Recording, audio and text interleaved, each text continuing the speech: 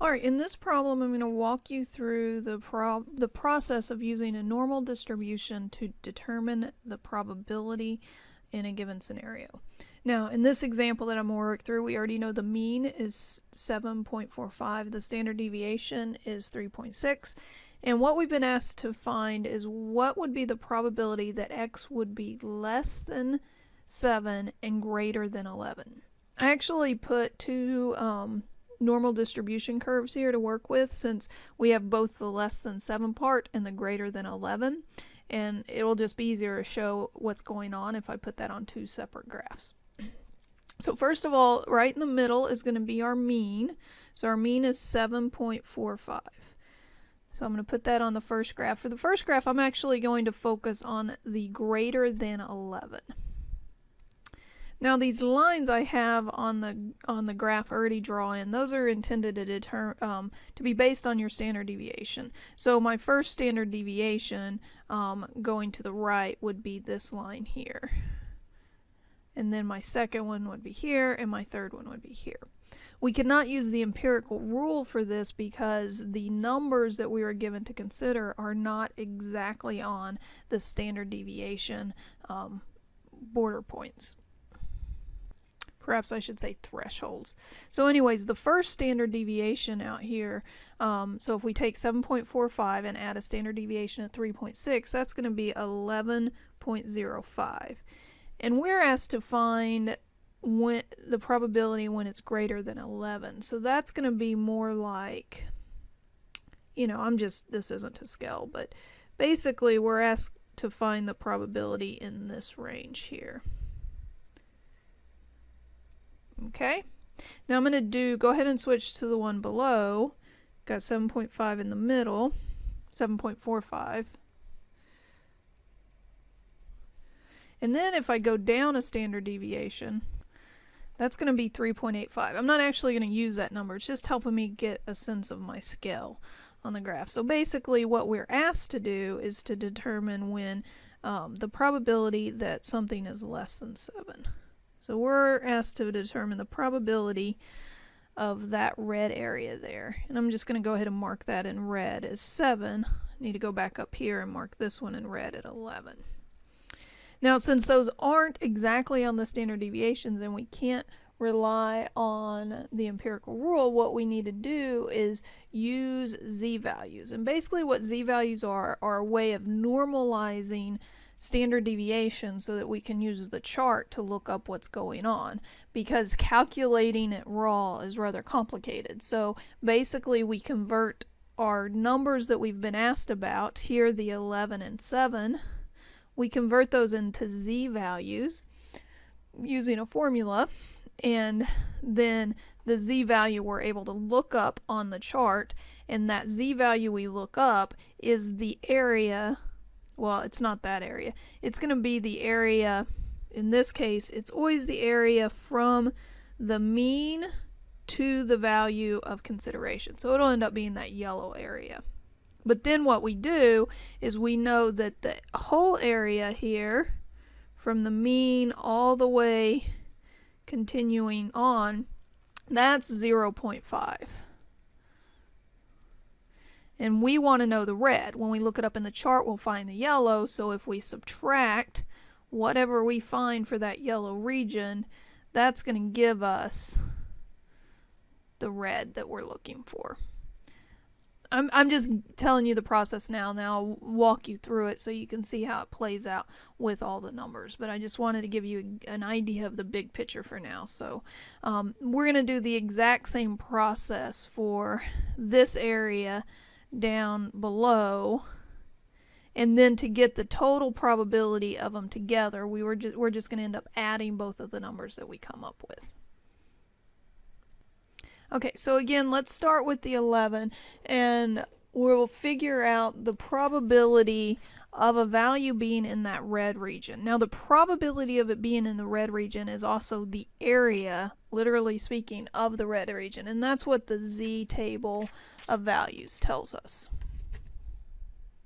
To use this table, we need to use what's called a z-formula to convert our data values from the data set into z-values. And that formula is z equals x, which is the data value you've been given, minus the mean of the data divided by the standard deviation.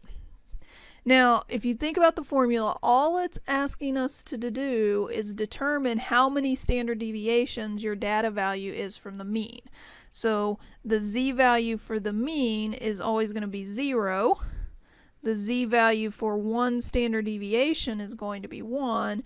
The z-value for 2 standard deviations is 2. And the z-value for 3 standard deviations is 3, and so on. And so when we plug stuff into this formula, we're just trying to gauge how many standard deviations it is from the mean. We're standardizing the deviation so that one standard deviation away isn't 3.6 any longer, it's 1.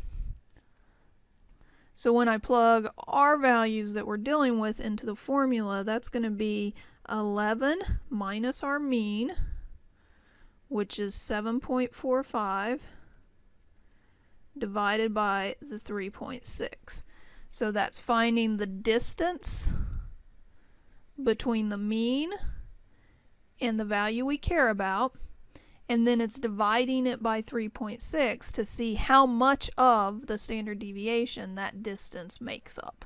In other words, it's converting everything into a common measurement. That value is 0.986 and then a bunch of ones. Our chart for the table of values of z-value gives 2 decimal places for the z-value. So we're going to have to approximate this to 2 decimal values, which is 0.99. And then you're going to want to look that up in the chart to figure out what area it corresponds to, or what the A is. Be careful when you're using the table of values that you're looking up the z and you're finding the A. I oftentimes get it backwards and look up my z in the A column and it's all backwards. So just be careful about that.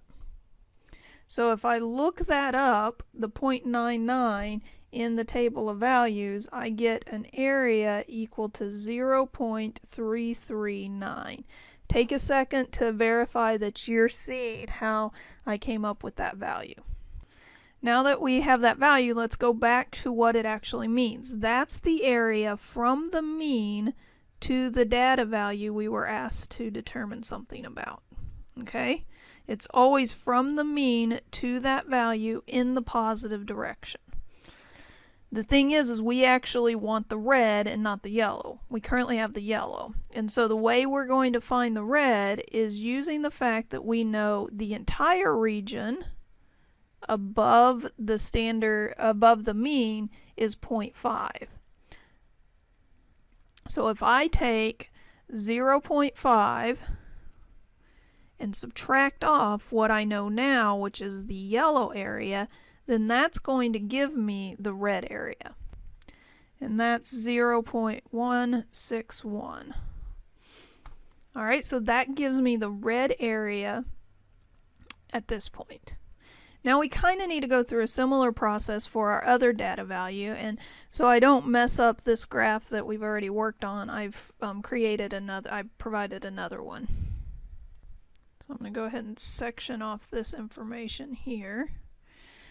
And then one of the things that's important to note is that everything in the chart is based on positive standard deviations. In other words, it's always working with the positive side of the mean, like to the right of the mean. Right now we're asked to work to the left of the mean, but it's all symmetric. So finding the area below 7 is the same as finding the area above its complement, which is in this direction. Alright?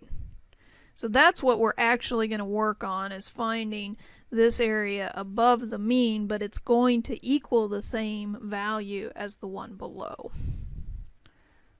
To go about doing that, first we need to start by figuring out our z value using our formula. Z equals the number we care about, which is 7, minus our mean, which is 7.45, divided by 3.6. It gives us negative 0.339. 0.125. Alright, so on the graph, that's actually telling us the z-value over here in the negative 0.125. But that corresponds to the same value just that we want to because of the symmetry of the graph. So we can just use a positive 0.125. Now our chart again goes to 2 decimal places, and so basically we want to look up a z-value of 0.13 on our chart and see what the corresponding area is. When I look that up on the chart, that's going to give me an area of 0.052. Again, take a second to make sure you're finding that same area before you go on with the problem. Now once we have the area, again, we need to check in and realize that the area we just found is the area that's yellow here. Alright, what we need is the red area here, which happens to be the same as the red area on the left. So to get that, we have to know that this blue part is 0.5. The area of the blue part is 0.5, and when we subtract off the area of the yellow, that gives us the area of the red. So the area we're looking for is we're going to take 0.5 and subtract off the 0.052. That gives us an area of 0.448 for the red area in this lower graph here. So I'm going to clean both of these graphs up a little bit so that we can see what we're actually looking at. Alright, so at this point, the top graph has told us this area, and we got the other red area from the bottom graph. Now the question asked about the two of them combined, when x will be less than 7 and greater than 8. So to sort that out, we need to basically add together the two areas that we've now found. So the total area would equal the 0.161 that we found with the top curve plus the 0.448 with the bottom curve. And that is 0.609. And if it wants, it usually asks that to be expressed as a decimal. If it wanted it as a percentage, that would be 60.9%. But usually we just leave it as a decimal. Alright, and that's the general idea of how to do it. That's the other, I forgot to emphasize that the area, and so when we talk about the area and the probability, those are one and the same thing. So that's the other connection that you need to understand. You're finding these areas under the curve using the table of values, the z-table, but the area and the probability are one and the same thing. And so the total area under this curve is 1, corresponding to 100%. The total area under half of it is 0.5, corresponding to 50% probability. So that's the idea with this problem in particular. You do have to be careful with these problems. The big trick is understanding what you're looking up on the chart. So for example, on this top one, what we found on the chart was this yellow area. What we needed was the red area.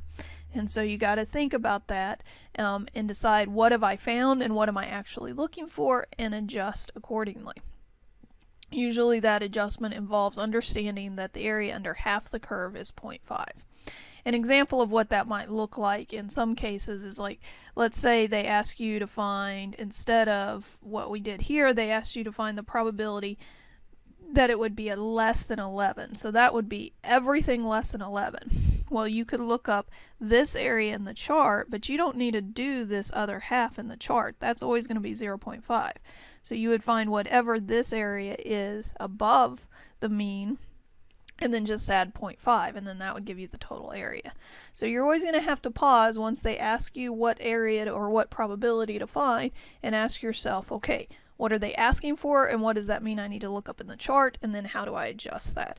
That's going to be different for each problem. It takes a little bit of problem solving to sort out what configuration you're going to use for each problem. Alright, so hopefully that gives you a sense on how to wrestle with these problems. Be sure to ask me questions if you run into any issues with them.